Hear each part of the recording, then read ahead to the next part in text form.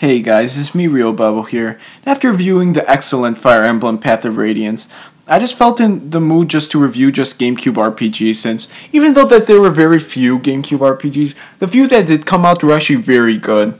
And while Fire Emblem Path of Radiance is actually my favorite strategy RPG of all time, I'm going to review one of my favorite action RPGs of all time, and that game is Tales of Symphonia.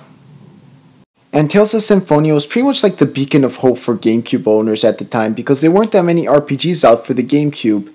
And the PS2 being the king of JRPGs with Final Fantasy and Kingdom Hearts, and the Xbox being the king of Western RPGs at the time with Elder Scrolls III Morrowind and Knights of the Old Republic, GameCube owners really felt left out of the crowd, till all of a sudden a game with not that much hype surrounding it came out called Tales of Symphonia. And it wasn't just an RPG. It was an RPG that pretty much had almost everything that an RPG fan wanted. It had a great story, great battle system, huge world, very long main quest, a lot of side quests. This game had it all, and it really surprised GameCube owners because, we didn't really expect to have the most amazing, fully featured RPG on this console, and just all of a sudden this smaller game with a lot less hype came along and just gave us all that stuff. And it was a really great thing for just a GameCube owner to have. And the game was so much fun and just so well made is that even without so much advertising, the game still sold over 1 million copies worldwide, and that really shows the quality of this game. And if you're a GameCube owner and you haven't gotten this game, you must get this. The story in Tales of Symphonia is actually really good, but at first it does start actually pretty simple, since you star as Lloyd Irving, a teenager living in the world of Sylvarant. And Sylvarant has seen better days, because Sylvarant relies on the energy source of mana, which is pretty much magical energy. And Sylvarant has been getting a decline in magical energy, which pretty much means the world is suffering.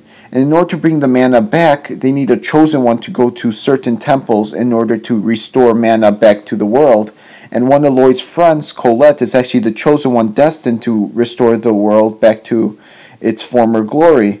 And so Lloyd joins Colette and her group in order to go through those temples in order to restore mana back to the world.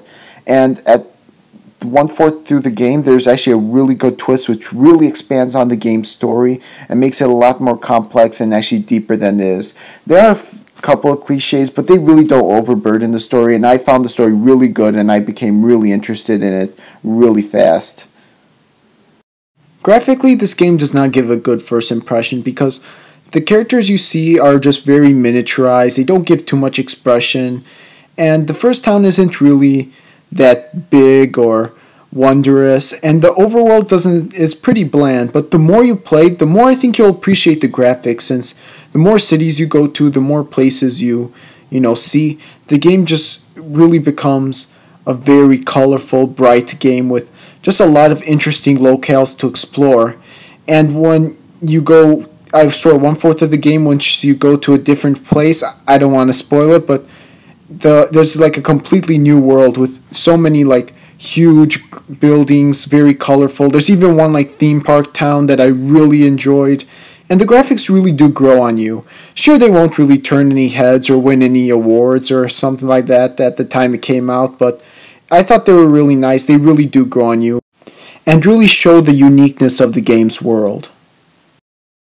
The sound, on the other hand, is just great all around, with the soundtrack being really upbeat, really catchy, really fitting with the game's atmosphere and mood, and it's very reminiscent of a 16-bit RPG for some reason to me, and it was just a great soundtrack all around. But what really surprised me the most, though, was the game's voice acting, because voice acting last generation was really hit or miss at the time, mostly miss, especially for JRPGs like Final Fantasy X. It didn't really live up to the voice acting department, and it's so surprising how a game with a much smaller budget just beat it on its level in terms of voice acting, since all the voices really fit the characters and the roles, and it was surprisingly just really good to listen to. It wasn't really grating or bad like most JRPGs last generation, and I was just really surprised of how well they did the voice acting for this game.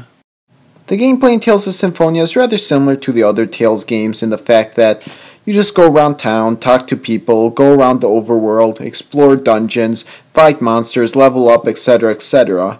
But what makes the Tales series different from other JRPG series is the fact that instead of the standard turn-based battle system, the Tales series always opted for an action-based combat system, which is simple at first, but when you get down to it, this battle system is really deep. Get it? Deep when you get down to it. Get it?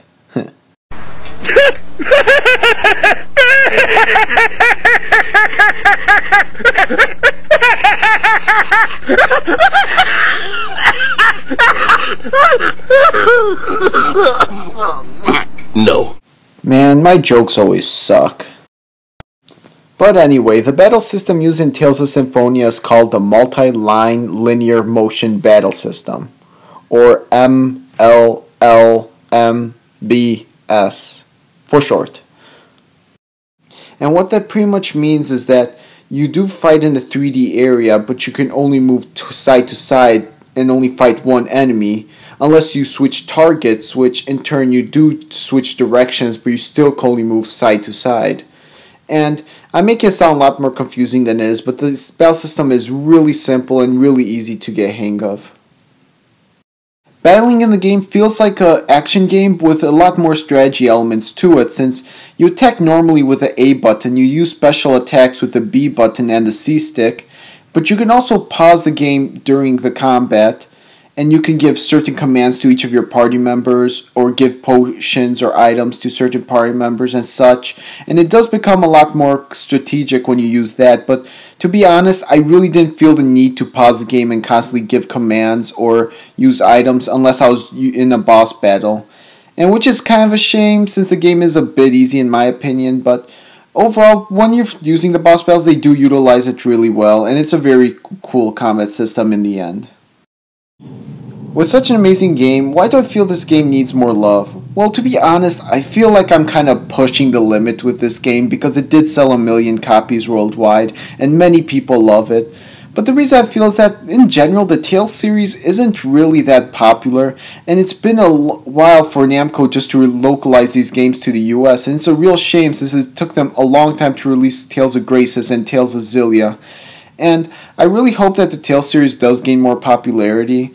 I mean, there are a few bad Tales games, but overall the series has a really good track record, and I do recommend you try the Tales series since it's a lot of fun. And to end this off, I'm Rio Bubble Guys, and peace out.